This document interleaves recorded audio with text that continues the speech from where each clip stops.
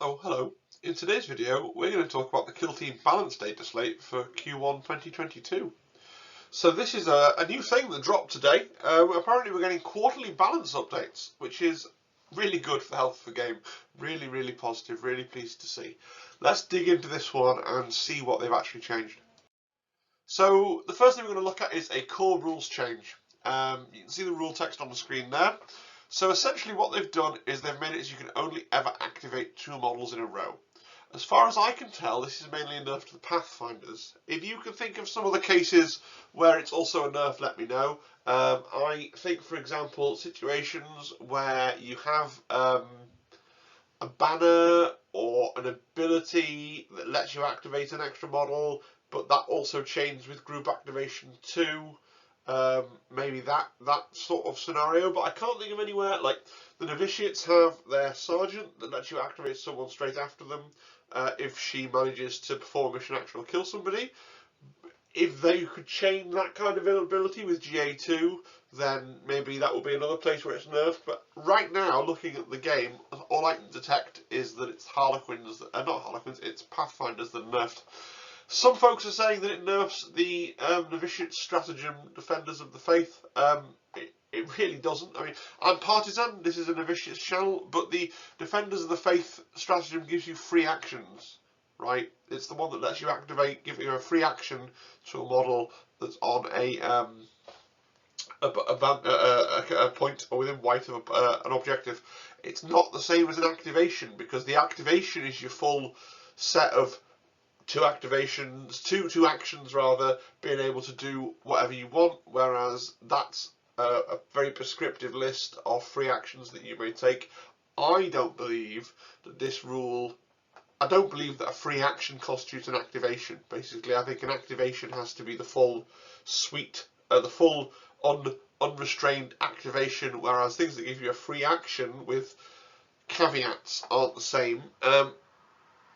Some of my opponents are probably going to think that needs an FAQ. I am confident that in the fullness of time I am going to be proven to be right. Again, if you've got strong thoughts and you're like, no, this does affect Defenders of the Faith, or if I've got the wrong end of the stick and this affects something else that the novitiates can do, let me know. But I'm pretty sure it's just a Pathfinder's nerf. Carrying on that theme, Pathfinder changes. I was being kind, I didn't title the slide Pathfinder nerfs, although basically I could have done. A worthy cause, it costs 2 CP, it can only be used once per battle, and only if you don't have the initiative. This is basically the thing that let the Pathfinders set up their thing of loads of models all activating in a big chain at the start of the game, and that's gone. It's still a strong ability, it still lets you activate 2 models on the trot, which can be strong models, but it's got rid of the sort of chain of things that they could do with the drone control and everything else, which is good. The Grenadier, delete the final sentence of the Grenadier ability, which means effectively he can't take duplicate grenades, so he still gets the 3 grenades for free, but he can't have 2 the same, so you can't just stack him up with the limited grenades. And the Marker Light, 5+ Marker Lights, previously it ignored all terrain, well, not ignored all terrain, but it made you treated as if you were on an engage order, no matter where you were or what you were doing. Now it only treats you on an engage order unless you're in cover provided by heavy terrain. So it's basically Vantage, although this is where being a novitiate expert comes in again. It's slightly better than Vantage, because Vantage specifically ignores cover lets you be treated as engage if you're behind cover provided by light terrain.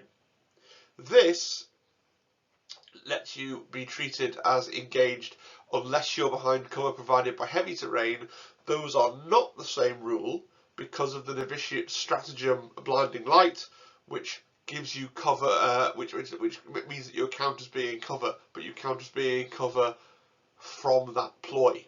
So the town marker light would still be able to shoot you even if you'd used that, whereas normal Vantage does not. So it is slightly better than Vantage.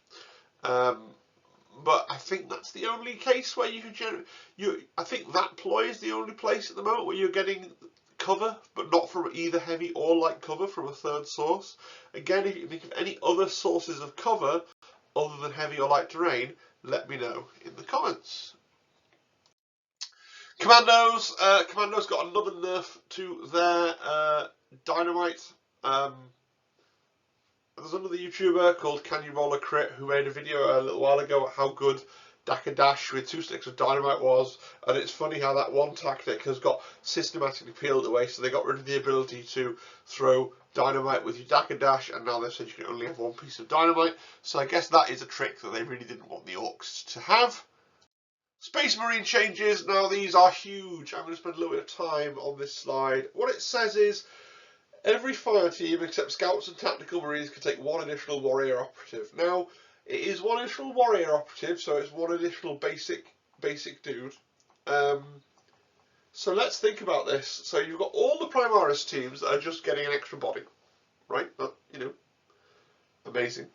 And that includes the Heavy Intercessors, who were a complete joke at 4, but 5 Heavy Intercessors. I don't even own any Heavy Intercessors. I don't know anyone who owns any Heavy Intercessors, but that might be something that someone somewhere wants to try and report back on. 6 Deathwatch. 6 Deathwatch might be a thing. Yes, it's only a basic guy, but it's a basic guy with a Deathwatch bolter. 6 Deathwatch does make Tactical Marines pointless, because Tactical Marines' thing that they had over Deathwatch was you had 6 of them. Deathwatch have better equipment, and now you can take 6 Deathwatch. So that's sadly like a nerf to Tactical Marines. Have gone from like being one of the best, in my opinion, Space Marine kill teams to being one of the worst now because of how poor. Like their thing was having that extra guy. 6 Grey Knights might also be a thing. You know, because they've got Storm Bolters, they're really good, and they've got the psychic powers. It needs testing and playing and people to play against compendium teams and to see how they do, and it will be really interesting because so much of this is stats driven. Where the people who are playing in tournaments actually go back and play with the compendium teams that have been buffed and actually see how they do. Like, who's willing to potentially burn a tournament where they could do quite well to come in and say, I'm not going to use Vet Guard or Novitiates or Pathfinders, I'm going to use, you know, 5 Heavy Intercessors to see what they do. I'm going to use 6 Deathwatch to see what they do. I'm going to use 6 Grey Knights to see what they do. But it'd be really interesting. I think it's really, really interesting. We'll see how that goes. I know a lot of people, Zimbad and another guy on my Discord called Ouroboros really wanted Deathwatch to be a thing, so I'm sure they're pleased with that. Death Guard changes, so the same thing for Death Guard roundabout. Essentially, you can now take 6 Plague Marines. They've had to do this in a funny way because the Death Guard fire teams were like, you take 2 Plague Marines, and then if you haven't got a warrior, you can take an additional warrior. And now they've said you're taking 3, but you have to replace one with a warrior. So it's a net gain of 1 Plague Marine if you're taking double Plague Marines, which you're now always going to do because the Poxwalker fire team hasn't been buffed at all. And therefore the opportunity cost now of taking your Poxwalkers is the loss of 3 Plague Marines rather than 2. So I think you're never, feel very confident to say if you're playing Death Guard, you're never taking Poxwalkers, you're taking your 6 Plague Marines. 6 really seems to be the number for Marine teams. They seem to have really gotten away from the idea of having to be 5. I'm sure that all of the Imperial Marine teams were pegged at 5 for background reasons, for narrative reasons, because that's a combat squad, right? And now they've kind of gotten past that. I think they're putting them all up to 6, and they're putting the Death Guard up to 6 to match them.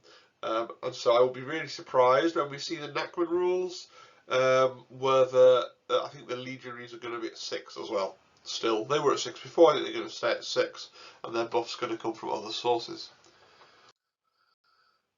Craft World. Craft World can take 2 extra models. Because every single one of their fire teams can take an additional warrior, so you can go 5 rangers, you can go for 6 guardians, you know, it's pretty good. So it's 2 extra models no matter how you kind of tessellate your fire teams. I don't know if anyone's going to go back and play Craft World. I guess it's a good play experience for someone that's just bought all the new Eldar and then wants to have a go at Kill Team with one of their friends, and they've got their brand new plastic Eldar models, so I can see why they did it. And maybe it's really good because it's 2 models. That is a lot. Like, it's fascinating to me to see that just giving you more warrior models is that, like, in a game without points, right? Because in 40k we are used to having the balance come through by changing the points values. They can't do that here, so they've got to give you whole warriors, which is a massive kind of grain. You know, in terms of granularity, a whole extra model is a massive thing in Kill Team. So maybe Craft World are secretly going to be really good. Again, you need to push some plastic and roll some dice to really work out whether that makes a difference. But I think, for example, a whole ass extra Ranger, that's pretty good, right? It means that you can also use your entire box if you get 5 plastic Rangers. That's pretty good, isn't it? That, you know, and with the new models, that's got to be pretty tempting to give it a go for somebody, because I don't want to spend £500 and do an entire new Eldar army like a good friend of mine did when we were at Warhammer World last weekend. But instead, what I want to do is I want to try some of the new models. And maybe this will inspire somebody to get into Kill Team, so that's good. But I still kind of think, with Corsairs on the way, the sort of Kill Team focused players like me that mainly play Kill Team are now kind of hyper focused on the non-compendium teams anyway. I don't know how many people this is going to pull around, but I hope it gets tried. Tomb Worlds. So flayed ones are now basically usable. They were awful before. They had basically melee bolters. Now they can have +1 damage.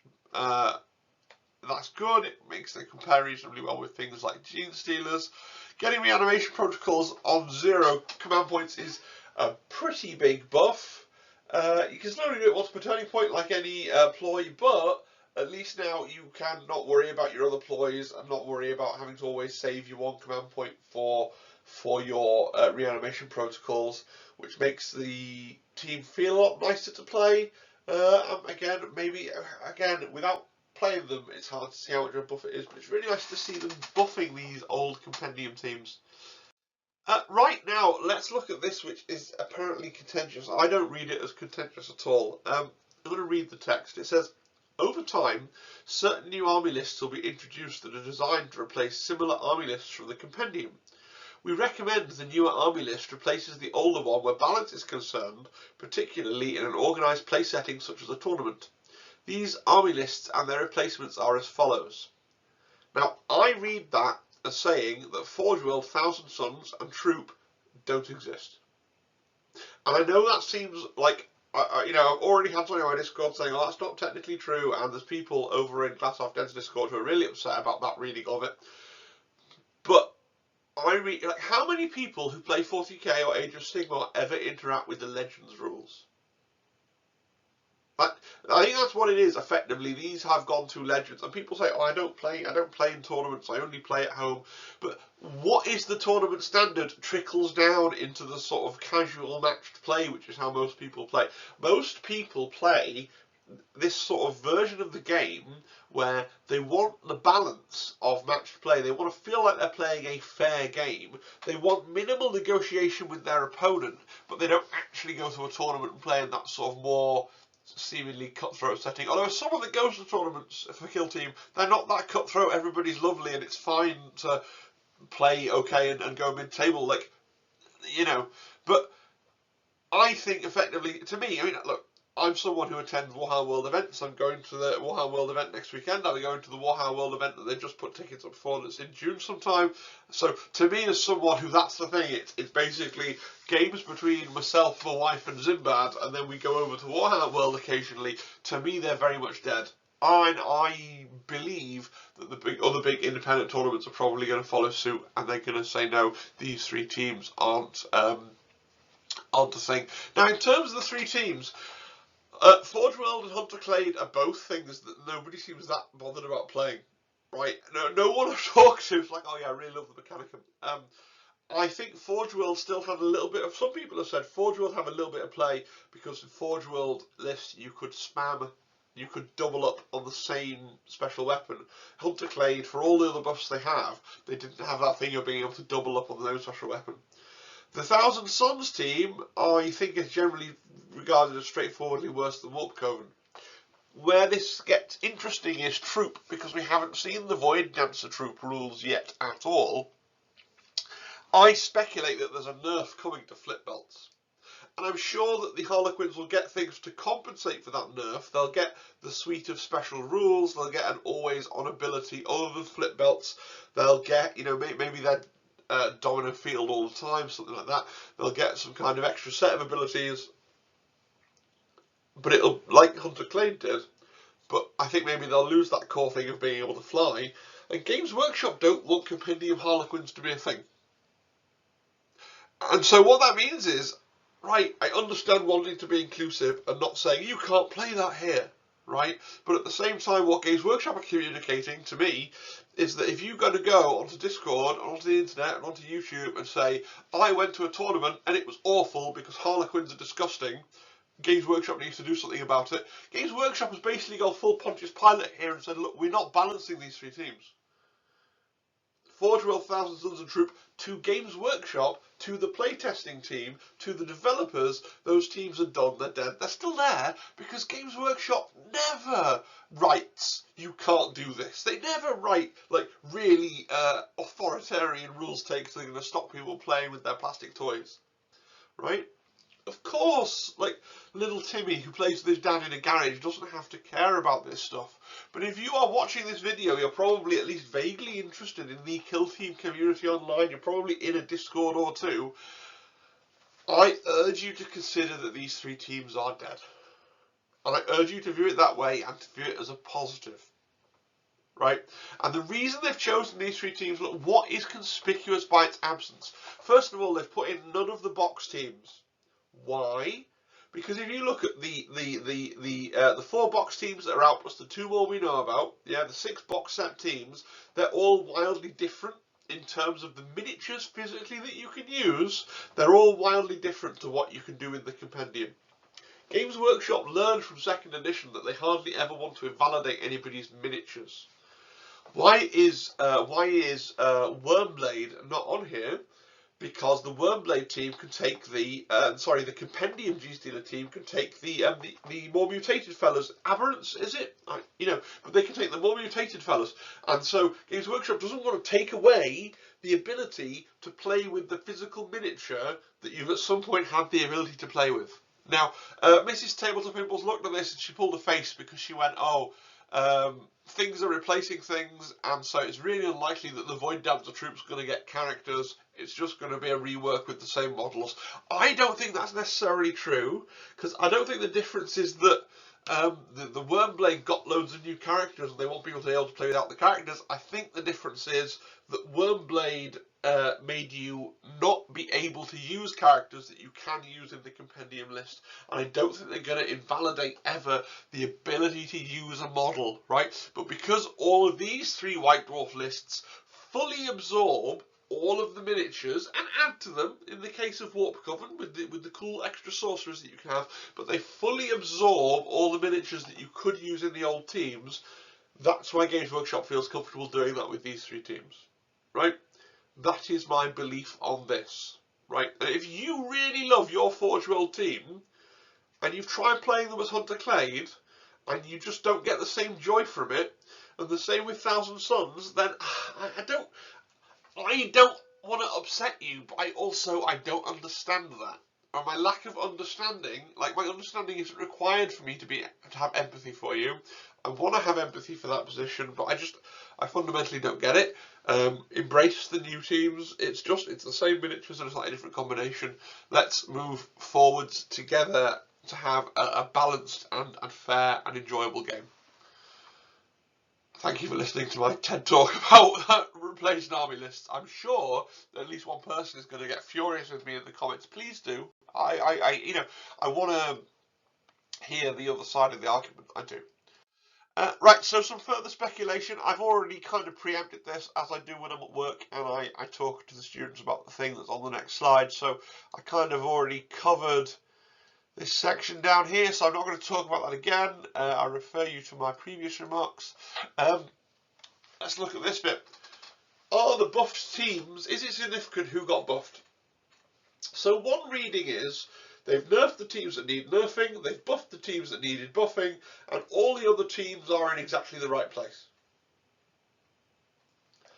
Now, I can believe that that's true, for the plastic teams, the box set teams they didn't touch, right? I can believe that the game is kind of supposed to be balanced around the Vet Guard and the novitiates at the power level they are now, and that's the line in the sand. That's what we're trying to get everybody up to. Vet Guard and novitiates, right? And that's what they're trying to do now with the little nerf to Commandos, the massive nerf to Pathfinder, is to put everything onto a line with Vet Guard and novitiates. So you look at this list and you tell me, do you think these teams can win with an equally skilled player against Vet Guard and novitiates? Drukhari maybe can. Why Necrons is on that list when they've received a buff, I don't know. Maybe I'm just having some kind of stroke. So let me just fix that. Again, it's just like being at work where the slides don't reflect the material, which is great. Good. So that leaves us 3, 4, 5 teams. Custodes, Demons, Drukhari, Kroot and Tyranids. I think, if you ask me, I think all of these teams except Drukhari are in need of a buff. So then, do they know that these are getting teams coming in the future and therefore they don't want to bother buffing them? Well, it's possible. I think that Chaos Demons and Drukhari have the model range, certainly, to do really well with the White Dwarf list. That would be like the ones we've seen that would effectively replace their rules. I think that it's really hard, because if these are what we're left with to try and build a new box out of, that means that the new box basically has to come with Custodes, because they're really the only thematically you wouldn't have. I mean, they could do Kroot versus Tyranids, but would anybody buy it? I'm sure somebody would, but I think thematically, if you were building a box out of that list, it would be Custodes versus some bad guys, right? It would be Custodes versus Tyranids, maybe, and maybe that's the box, right? Kroot's a weird one because they need a new kit if they're going to do Kroot, but then the Games Workshop care about Kroot. Like, a Kroot just going to be ignored because they're already every codex had a kill team and Tau got 2 because Kroot were a thing, and were a Kroot only a thing because they got a list in the old game in an annual. And does Games Workshop ever want to? Basically, this boils down to, does Games Workshop want to do a new plastic kit for Kroot? And given that the Tau Codex has been in gold and their release window has been in gold, like, signs point to no. So I don't know. I don't think you can really read that much into this, perhaps. Other than maybe Custodes. But then Custodes, maybe they feel like Custodes are perfectly balanced now because they got tweaked in a balance update. Right? They got nerfed, but maybe they feel like they're perfectly balanced. Maybe they genuinely feel like all of these teams are perfectly balanced. I don't know. I don't have an answer. I've not had a shower since reading the Dataslate, so I've not had that full percolation of thought. I'm trying to not be the slow news guy. I'm trying to go for maybe I want the clicks and the views, and I'm still got my video up after like I think Glass Half Dead just sits in his house waiting for Warhammer Community to post something, and then quickly I'll put a video. I love his channel, so it's not shade, but it's like I'm sitting at work and I'm like in front of a class and I get a link and I'm kind of sneakily reading it in between, explaining different bits and pieces, and then, oh, there's a Glass Half Dead video, well, I'll watch that when I get home. But yeah, so other people have situations that better lend themselves towards creating content on YouTube, I suppose. Right, I'm rambling, so I should move on to the final thoughts slide. I would love to hear your predictions about the meta. I am not the best person at this, so if you read this data slate and you're like, man, I think that Necrons are going to absolutely dominate, then please, give me your predictions in the bottom and tell me why. A quick rant about how much I hate the Warhammer Community website. So, this is a balanced data slate that is totally upending the meta of Kill Team. And it was a footnote on a sort of leaky, hypey article about the Legionaries in Necrons. And that video about the Axe guy could have been a video in its own right. Maybe I will make that video later in this week, but oh my gosh, this news is so much bigger. and it didn't get its own article with its own title and like, oh, we're making a Dataslate, like, I guarantee we'll be answering the question from people who are reasonably engaged in Kill Team, like, oh, what, there's a balanced Dataslate, did I miss something on the Warhammer community website? Because not everybody clicks on every article on Warcom. And even the people that click on every article don't always scroll halfway down to the bottom, all the way down to the bottom if they've decided, oh, I don't really like this article. And maybe that's exactly why they do it. Maybe their metrics that they've got, like, show them that people don't scroll down to the bottom of their articles, because this is not the first time they've put something really amazing in the bottom of an article, and they're trying to train us all, like, in a vaguely, like, well, we'll scroll all the way down to the bottom of the article, and then the social media team guys are going to be like, oh, metrics are up for how long people are spending on our page, because we've been hiding really good information at the bottom of articles that seem less interesting. So maybe there's that. Oh my gosh, there's been so much Kill Team news this week. It's immense. I need to make at least 2 videos talking about the tournament at Warhammer World, the team tournament that I'm going to on Saturday. I need to talk about the Chaos Marks. I haven't talked about that yet. I need to talk about the Corsair movement shenanigans. I need to talk about this Axe fellow now, right? I need to talk about the fact that the game's gone on, the pre-order's gone live, and also all the channel stuff. So much stuff I want to talk about. But I'm going to possibly get another video out tomorrow and the next day and the next day and the next day, and we see how we go. I also haven't finished painting all the models that I want to take to the tournament at the weekend, so there's a lot to do, but at least I've more or less moved house and my cold has cleared up, so that's good.